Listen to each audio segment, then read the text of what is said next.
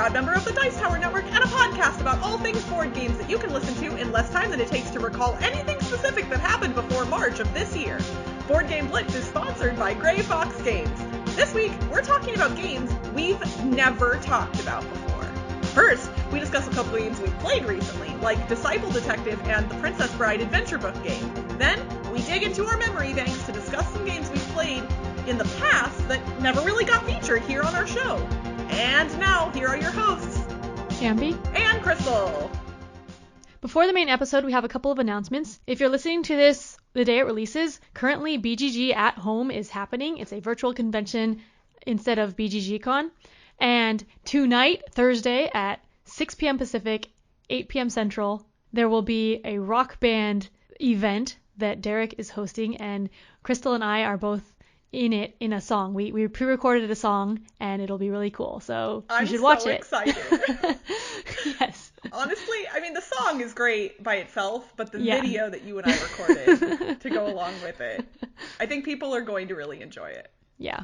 Speaking of BGG at Home, again, if you're listening to this on the day it releases, tomorrow, Friday, I am going to be hosting the main stage for BGG at Home on behalf of AEG. So I will not be streaming on the Blitz channel like I normally do. I will be on AEG's Twitch channel, and that is from 4 to 8 p.m. Central Time. So that's the time zone of BGGCon. So it's 2 to 6 p.m. Pacific, which is my time. And I'm really hoping that y'all will come out and support me while I am hosting for AEG. It is one of my first gigs of this nature. I've done a lot of streaming, but not dedicated streaming for another company before. And I'm really, really excited about it. It's going to be a really fun stream. So please come out for that tomorrow. Again, if you're listening to this on the day it releases. Cool. And speaking of more streaming, next week, which is Thanksgiving in the United States, on November 26th, we will be doing an all-day stream for Thanksgiving. And by we, I mean Crystal. I mean, you're hoping to pop in. Yes, but yeah. I do have some games that I've specifically picked out that I think you and I should play together on the stream. So yeah, no, I'm going to be alone on Thanksgiving because I am, staying home to protect myself from COVID. And I imagine that there are a lot of other gamers who are in a similar boat right now. They are, in their bubble with their housemates or family or potentially by themselves like I am. And so I wanted to give you all somewhere to go and a person to hang out with on Thanksgiving Day. So if you are a little bit bummed about a not normal Thanksgiving, come hang out with me on our Twitch channel. I will be there all day. And by all day, I mean probably starting around noon Pacific time. So if you're on the East Coast, not till later in the day. But I'm really excited. I have a lot of fun things planned for that. And yeah, so come join us on our Twitch channel on Thanksgiving Day. Recently, I got a copy of Disciple Detective, which is an upcoming game, or I think it might be out now, designed by Lance Hill and published by Fun Hill Games. So Disciple Detective is a deduction game for 2 to 5 players. I only got to play it at 2 players. It's Christian themed around the 12 disciples, but you don't need to know the theme to play it. It talks about the theme in the rule book, but you don't need to know to play. So the way it works is you have these cards of the different disciples, and they each have different attributes. And so that's how you figure out what you're holding in your hand. It's kind of like Hanabi, where you hold your hands or hold your cards face out so you can't see them and everyone else can. And then people are giving you clues in order for you to figure out what you have. There's a cooperative version and a competitive version. So the cooperative version is kind of like Hanabi. On your turn, you can either give a clue to someone else or guess your card. But the competitive version is also kind of similar, but on your turn, you ask someone else to give you a clue. So you ask point to all of the people with this attribute. So they have to tell the truth. So it's not like you're giving clues to someone else, because otherwise that would be, you could just give them bad clues. Right. Yeah. Nobody would want to give good clues ever. Yeah. So I played it twice, only at 2 players, once cooperative and once competitive. It was a lot of deduction. So at the beginning, it was very thinky, you're trying to figure out the clues. And in addition to all the attributes that each person has, there's also quirks that break the rules that say instead of this person having these attributes, what they do have, this person, like, it shows up as not having them, or this person always lies or something. So you have to take that into account when you're trying to figure out who you have. So I really liked the deduction at the beginning, figuring out the best clue to give and figuring out what cards you can have. But like in the cooperative mode, after we guessed a few, then there aren't that many left in the deck, so the deduction got a lot easier near the end. In the competitive mode, it was also similar, but for us, the deduction didn't fizzle out at the end since it just stops when the first player figures out all their cards. But in cooperative, like, you figure out all of the cards, so like the last few cards are really easy. So the quirks in Disciple Detective make it hard to give the clues accurately, which is kind of a downside because then you're like thinking really hard on your turn, like, I'm trying to give this clue, but then I have to read all of the edge cases, and that gets annoying. And so it's a lot of deduction and thinking, which can take a long time. So if you don't like deduction, then that definitely this game is not for you. The other thing is the game itself was kind of fiddly. So the way the cards work is they're all dry erase boards, and they have stuff on the back where you can mark what they have, like yes or no for each thing. And so you're supposed to mark on the back what information you know, but then it's really hard to do that while you're holding the cards. And then also when you're holding the cards, you can't see everything, and like the person giving you clues can't see everything, so they have to like check their reference to see what you have in order to give you accurate clues. So I didn't like how it was done, because all the notes are like with dry erase, and it's really hard to do. So it seems like the implementation would have been better with an app or something. It's too cumbersome to play the game, and that got in the way of the enjoyment. But I liked the deduction a lot, and it was definitely very, very deduction intensive, more so than Hanabi. So that's Disciple Detective, a 2 to 5 player cooperative or competitive deduction game.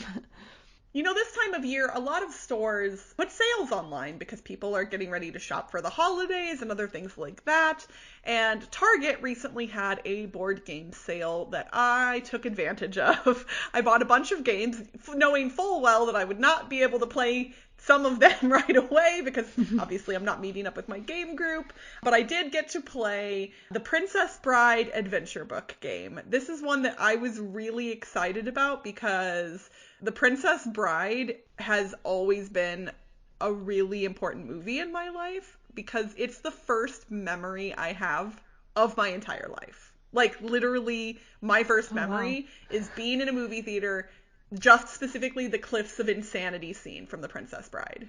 So, it has always, like, been in my heart, and I will never tire of the movie, and that is, I'm going to come back to that in a little bit. But in the Princess Bride Adventure Book game, you literally have a storybook that has maps on it that you flip open, and you do each chapter of the story. It is a cooperative game where you are collecting cards. The story deck has just simple terms and pictures on them that relate to different themes in a story. So there's revenge, courage, intrigue, adventure, love, all of the things that make up a great story, like The Princess Bride.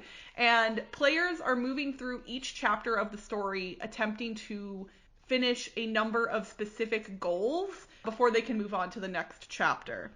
As far as difficulty goes, this is a fairly simple or light, like a family weight cooperative game.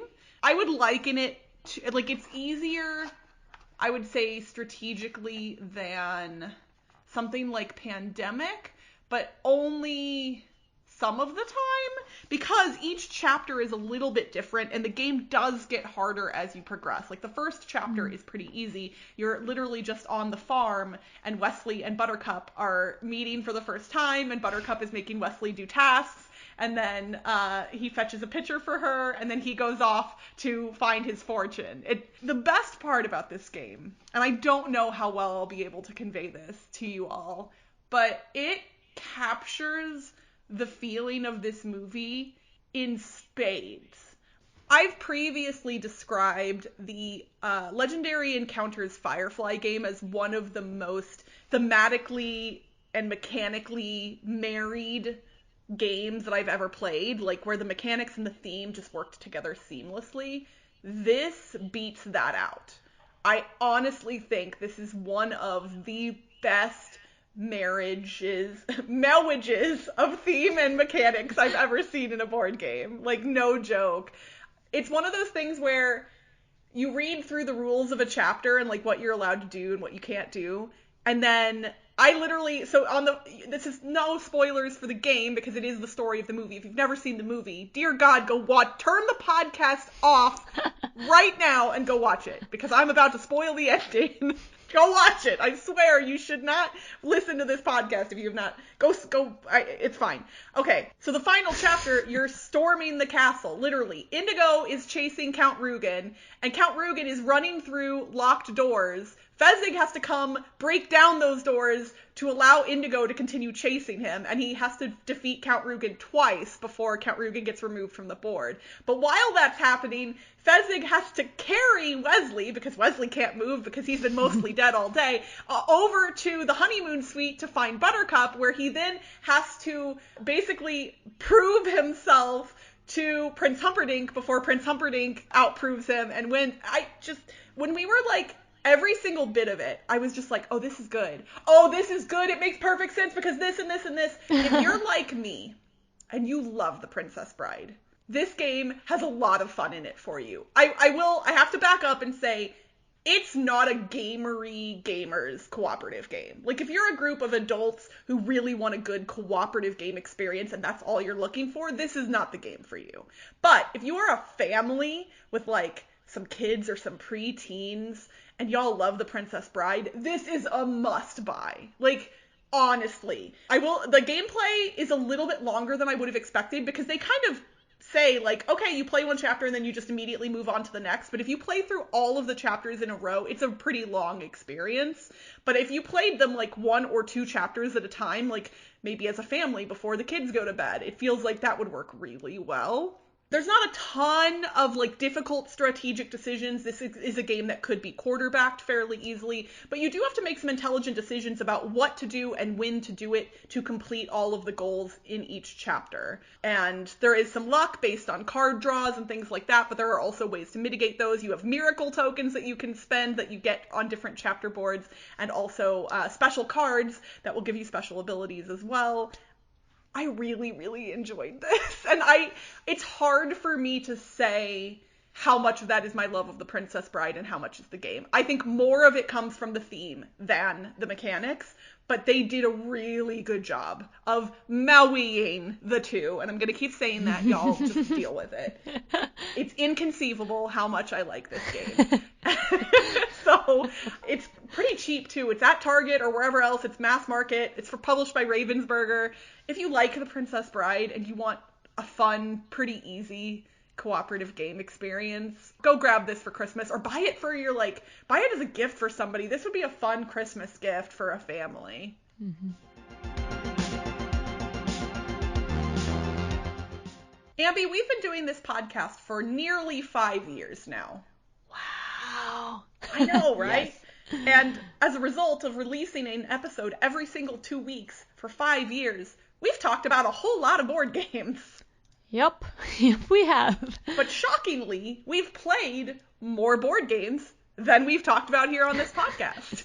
I'm not sure if it's that shocking. Yeah, that's not that shocking.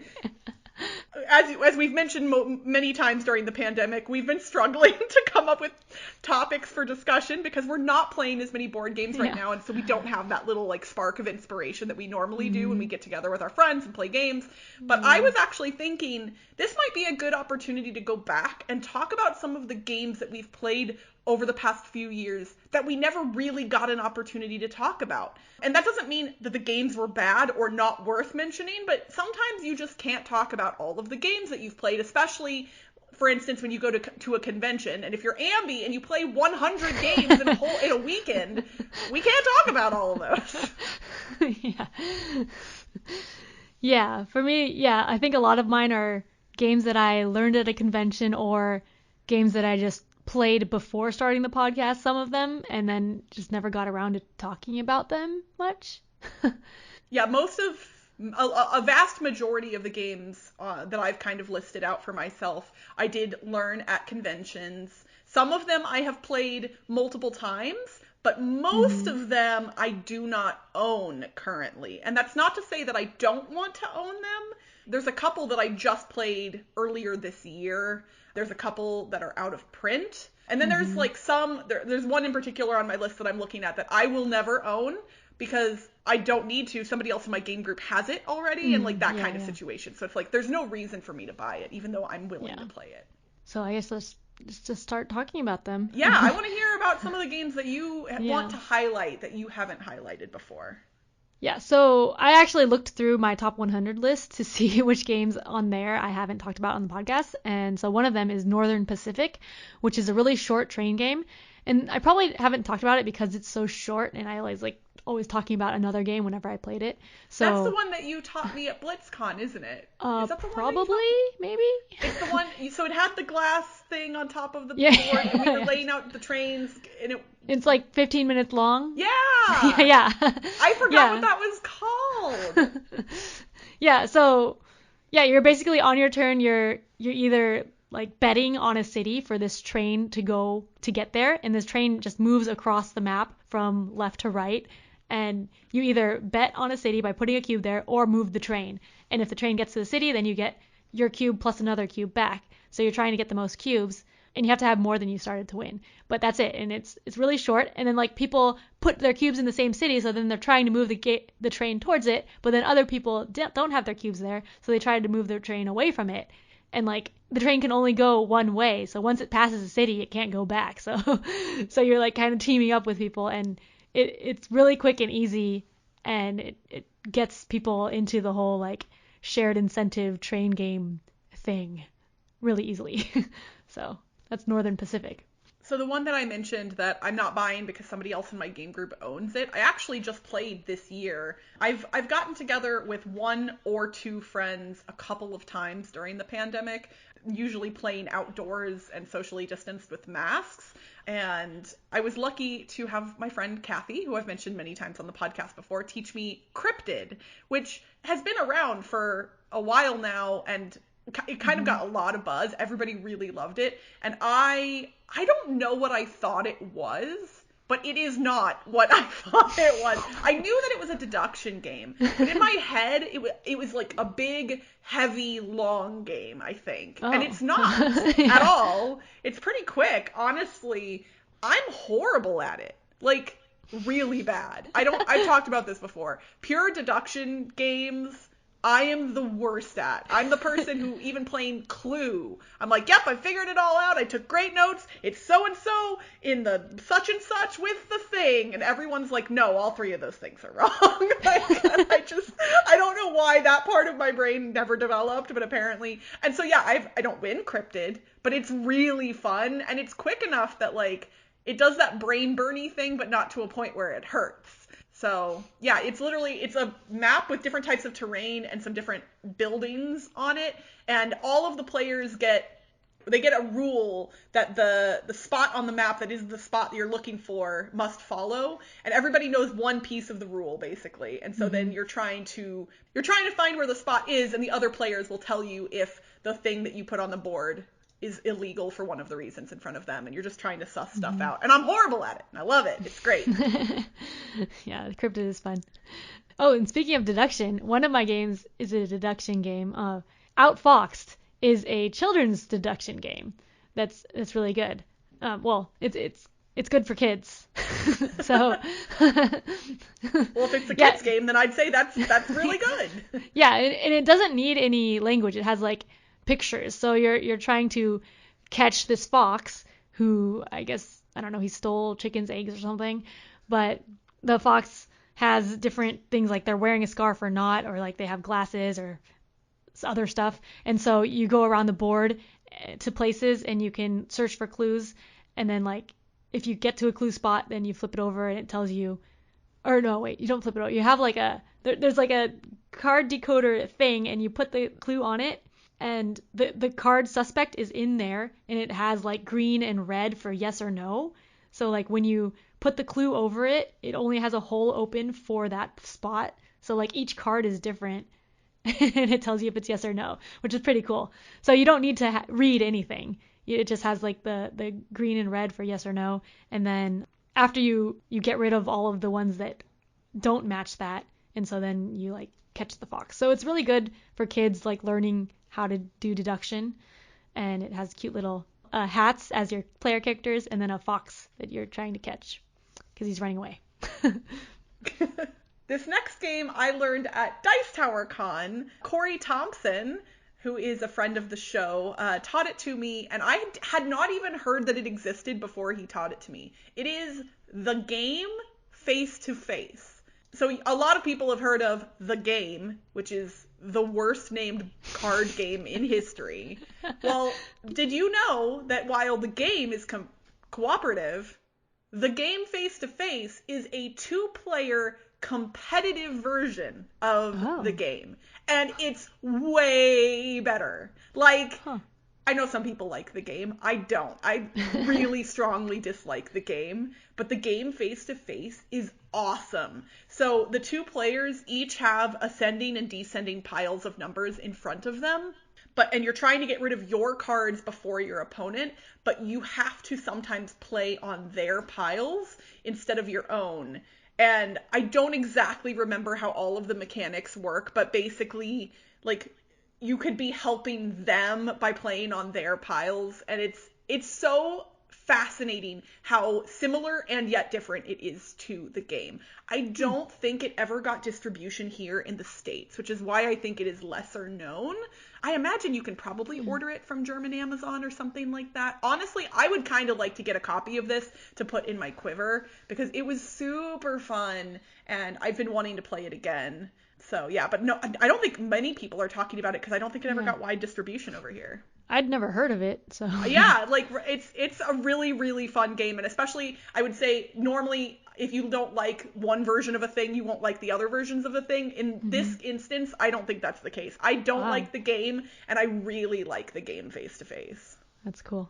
A game that I first played at Dice Tower Con, I think it was back in 2013 or 2014 or something, but it's called Winner's Circle. It's a betting game, a horse racing betting game. It's really fun. I think it's like out of print and hard to find, but it's also Royal Turf is another name for it, I think. But like there's the horses and you bet on horses to win. Like I think you can bet on 3 different horses, different amounts, and then each horse has a card, and then you roll a die, and the die has different icons on it. So the cards on the horses have the icons, and they say how much it moves for that icon. But like on your turn, you roll the die and then pick which horse you want to move. So like you could be trying to move the horse that you got that you want to win a lot, or move another horse a little bit if that's like the symbol for a little bit. And all the horses have to move before they can move again. So it is really fun and quick. It's a Reiner Knizia game, so like all of the horses are balanced out math wise. But yeah, it's really fun, just like a quick horse racing betting game. And when we played it, we really liked it, and our friends actually made a re-theme of it to My Little Pony. So the next year we went back to Dice Tower Con and played their My Little Pony version. I remember you all playing that. Yeah, of Winner's Circle. So that's fun. But yeah, I guess I never talked about it because convention, right? Like yeah. And I will say that we do sometimes specifically choose not to talk about games that are out of print because it does feel a little sad to sometimes get people hyped up and excited about a thing and then have them find out, oh, I can't get this. So, yeah. I mean, I do think there is value in talking about those games, and that's kind of why we're mentioning some of them here, because A, those games could come back into print, and B, it still gives people an idea of our taste in games as a whole. Yeah. And honestly, once in a while, you'll stumble across a copy of a really good game at a thrift store, and it's nice to know if it's worth grabbing. The last one that I will mention here is a trick-taking game that I got to play at Dice Tower West earlier this year, right before everything shut down. I had been wanting to play this game for a while. It actually came out in 2019. It feels like that was a million years ago. But ever since it was released and I heard about it, I wanted to play it. It is called Time Chase.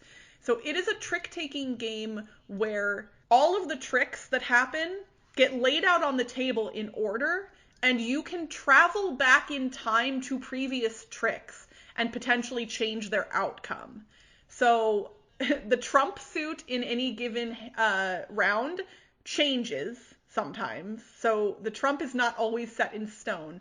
And you can spend tokens that you've won through certain actions to go back and play a card into an older trick. So the goal of the game is to control 3 tricks in the timeline. And that's really difficult to do because once you hit 2, then someone will likely go back in time and try and take away one of the tricks that you've already won.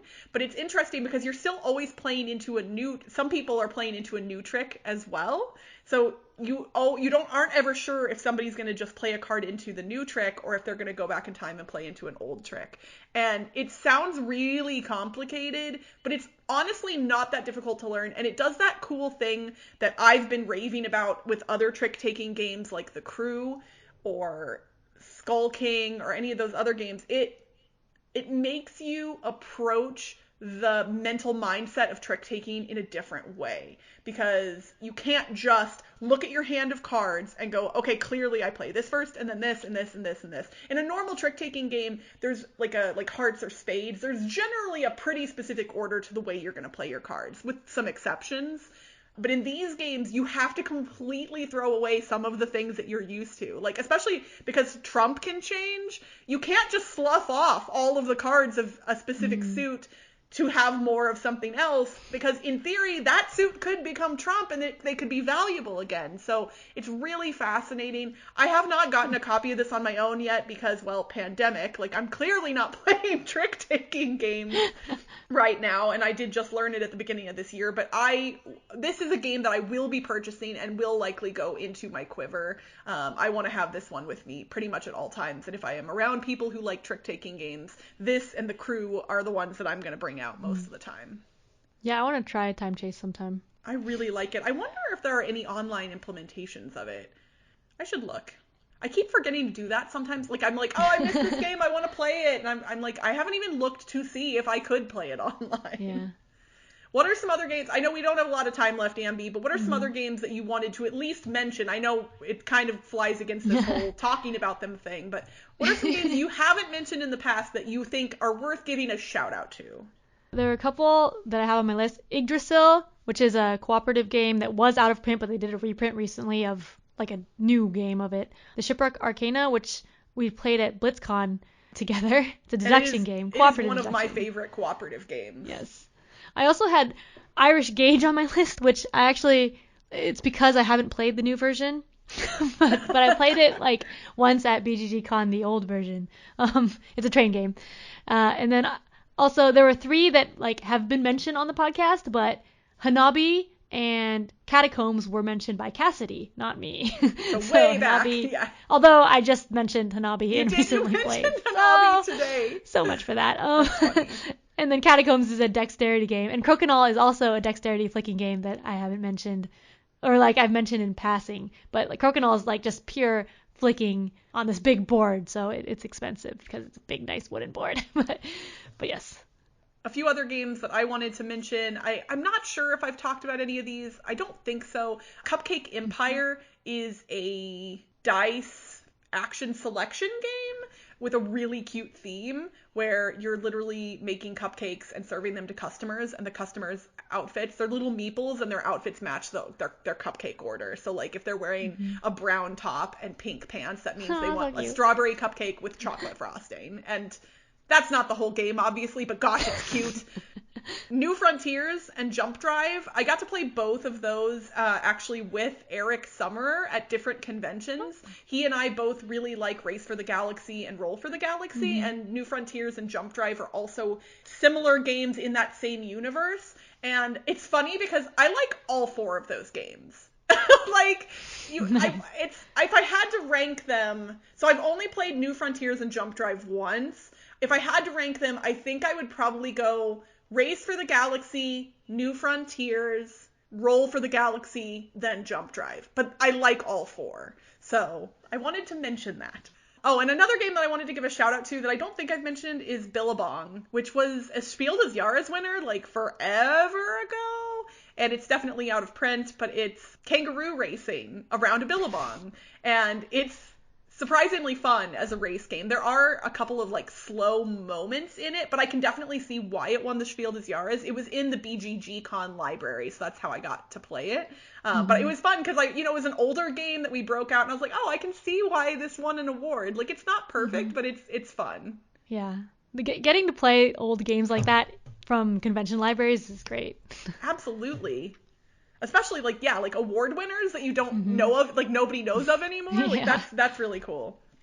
Well, we would love to hear from our listeners. Are there any games that you all think nobody's talking about, or that we haven't talked about and we've played them? Like maybe we played them with you at a convention and you're like, come on, talk about this. Let us know. We're starved for topics, friends. We need help. Tell us what to talk about. And that's it for this week's Board Game Blitz. Visit our website, boardgameblitz.com, for video and blog content, as well as to get links to all our social media pages. This episode was sponsored by Grey Fox Games. For the month of November, you can get 20% off your order of all non-exclusive items sold at greyfoxgames.com by entering the promo code BGBFall at checkout. If you missed the Kickstarter for Campaign Trail 2nd Edition, don't worry, you can still pre-order it directly from greyfoxgames.com. Grey Fox Games, quality games cleverly crafted. Support our show and get cool perks for as little as $1 a month by visiting patreon.com/boardgameblitz. As a patron, you'll get access to pre-edit recordings and our private Slack channel where you can chat with us and other Blitzketeers every day. Our theme song was composed by Andrew Morrow. Technical support provided by Toby Madden. Board Game Blitz is part of the Dice Tower Network. Until next time, come on, baby. Let's play some games. Come on, baby. Let's play some games. Just head over to the shelf. Browse through the names. Bye, everyone. Ambie was twisting that whole time. Recently, I got a review copy of Disciple Detective, which is a... Wait, sorry, I didn't have the BGG page open. Okay. I might actually start over, but I just was thinking, because Hanabi's on my list for games we haven't talked about. Oh. So, that's saying a lot. Episode ruined. But that was like a soft game on my list. Right. But yeah, okay. Hats and Foxes. A fox. It has... This next game I learned at BGG Con. Nope. Delete all of that. That's not accurate. Brain.